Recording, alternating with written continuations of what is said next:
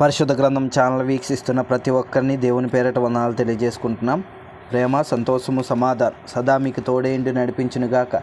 నిన్నటి దినాన యెషయా గ్రంథం 58వ అధ్యాయం చదువుకున్నాం. ఈరోజు యెషయా గ్రంథం 59వ అధ్యాయం చదువుకున్నాం. రక్షింపనేరక ఉండినట్లు యెహోవా హస్తము కురచకాలేదు, విననేరక ఉండినట్లు ఆయన చెవులు మందము కాలేదు. మీ దోషములు మీకును మీ దేవునికిని అడ్డముగా వచ్చెను, మీ పాపములు ఆయన ముఖమును మీకు మరుగుపరిచెను గనుక ఆయన ఆలకింపకున్నాడు. మీ చేతులు రక్తము చేతను మీ వేళ్ళు దోషము చేతను అపవిత్రపరచబడి ఉన్నవి. మీ పెదవులు అబద్ధములాడుచున్నవి. మీ నాలుక కీడును బట్టి మాట్లాడుచున్నది. నీతిని బట్టి ఎవడను సాక్ష్యము పలకడు, సత్యమును బట్టి ఎవడను వ్యాజమాడడు. అందరూ వ్యర్థమైన దాన్ని నమ్ముకొని మోసపు మాటలు పలుకుదురు. చెడుగును గర్భమును ధరించి పాపమును కందురు. వారు మిడునాగుల గుడ్లను పొదుగుదురు, సాలెపురుగు వల నేయుదురు. ఆ గుడ్లు తినువాడు చచ్చును. వాటిలో ఒకదానిని ఎవడైనా త్రొక్కిన ఎడల విష సర్పము పుట్టును. వారి పట్టుబట్ట నేయుటకు పనికిరాదు, వారు నేసినది ధరించుకొనుటకు ఎవనికిని వినియోగింపదు. వారి క్రియలు పాపక్రియలే, వారు బలాత్కారము చేయువారే. వారి కాళ్ళు పాపము చేయ పరిగెత్తుచున్నవి. నిరపరాధులను చంపుటకు అవి త్వరపడును. వారి తలంపులు పాపహేతుకమైన తలంపులు, పాడును నాశనమును వారి త్రోవలో ఉన్నవి. వారు నడుబడులలో న్యాయము కనబడదు. వారు తమ కొరకు వంకర త్రోవలు కల్పించుకొనుచున్నారు. వాటిలో నడుచువాడెవడును శాంతి నొందడు.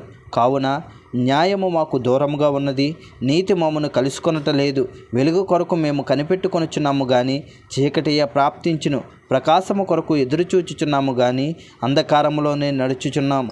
గోడ కొరకు గుడ్డివారి వలె తడువులాడుచున్నాము, కన్నులు లేని వారి వలె తడువులాడుచున్నాము. సంధ్య చీకటి అందువలనే మధ్యాహ్న కాలమున కాలుజారి పడుచున్నాము. బాగుగా బ్రతుకుచున్న వారిలో నుండి చచ్చిన వారి వలె ఉన్నాము. మేమందరము ఎలుగుబంట్ల వలె బొబ్బరించుచున్నాము, గొవ్వ వలె దుఃఖారవము చేయుచున్నాము. న్యాయము కొరకు కాచుకొనుచున్నాము కానీ అది లభించుటలేదు, రక్షణ కొరకు కాచుకొనుచున్నాము కానీ అది మాకు దూరముగా ఉన్నది. మేము చేసిన తిరుగుబాటు క్రియలు మీ ఎదుట విస్తరించి ఉన్నవి. మా పాపములు మా మీద సాక్ష్యము పలుకుచున్నవి. మా తిరుగుబాటు క్రియలు మాకు కనబడుచున్నవి. మా దోషములు మాకు తెలిసి ఉన్నవి.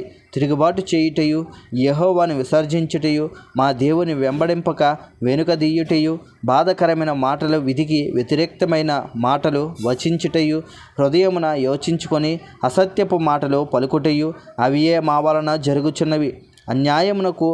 న్యాయమునకు ఆటంకము కలుగుచున్నది. నీతి దూరమున నిలుచుచున్నది.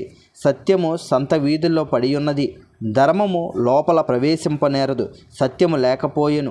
చెడుతనము విసర్జించువాడు దోచబడుచున్నాడు. న్యాయము జరిగిపోవుట యెహోవా చూచెను, అది ఆయన దృష్టికి ప్రతికూలమై ఉండెను. సంరక్షకుడు లేకపోవుట ఆయన చూచెను. మధ్యవర్తి లేకుండుట చూచి ఆశ్చర్యపడిను. కాబట్టి ఆయనకు సహాయము చేసెను. ఆయన నీతియే ఆయనకు ఆధారమాయెను. నీతిని కవచముగా ఆయన ధరించుకొనెను. రక్షణను తల మీద శిరస్త్రాణముగా ధరించుకొనెను. ప్రతిదండనను వస్త్రము వేసుకొనెను. ఆసక్తికి పై వస్త్రముగా ధరించుకొనెను. వారి క్రియలను బట్టి ఆయన ప్రతిదండన చేయును. తన శత్రువులకు రౌద్రము చూపును. తన విరోధులకు ప్రతీకారము చేయును. ద్వీపస్తులకు ప్రతీకారము చేయును. పడమట దిక్కునున్న వారు యెహోవా నామమునకు భయపడుదురు.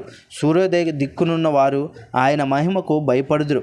యెహోవా పుట్టించు గాలికి కొట్టుకొని పోవు ప్రవాహ జలము వలె ఆయన వచ్చును. సియోను నొద్దకు యాకోబులో తిరుగుబాటు చేయుట మాని మల్లుకొనిన వారి యొద్దకును విమోచకుడు వచ్చును.